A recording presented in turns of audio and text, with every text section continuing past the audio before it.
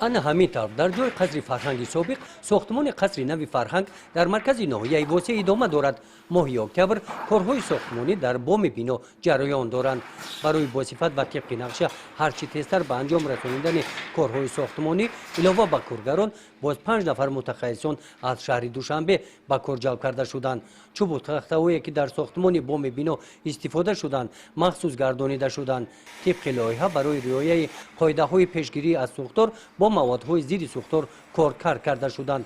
сохтмончиён кӯшиш доранд ҳамарӯза сурати корҳои сохтмониро дар иншоот тезонида сохтмони бомро пеш аз боришоти борону барф ба анҷом расонанд.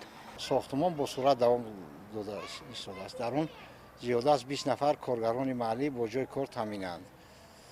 мо мақсад дорем ки иншооти мазкурро бахшида ба ҷашни 30-солагии истиқлолияти ҷумҳурии тоҷикистон дар муҳлати муайяншуда ба идмом расонд. барои дар муҳлати муайяншуда ба истифода додани ин иншоот 4 гурӯҳи сохтмонӣ ба кор ҷалб гардиданд. баробари корҳои сохтмонии боми бино 3 гурӯҳи дигари сохтмончиён дар дохили бино толори қаср ва ҳуҷраҳои корӣ барои фарҳангчиён кор карда истоданд. маводҳои сохтмонӣ мерасанд.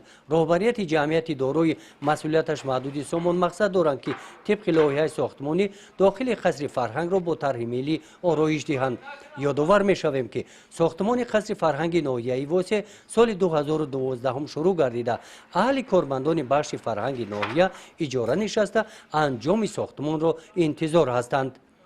гузориши хоҷа назриев, худойназар зуҳуров аз ноҳияи восе барои барномаи иттилоотии Навид.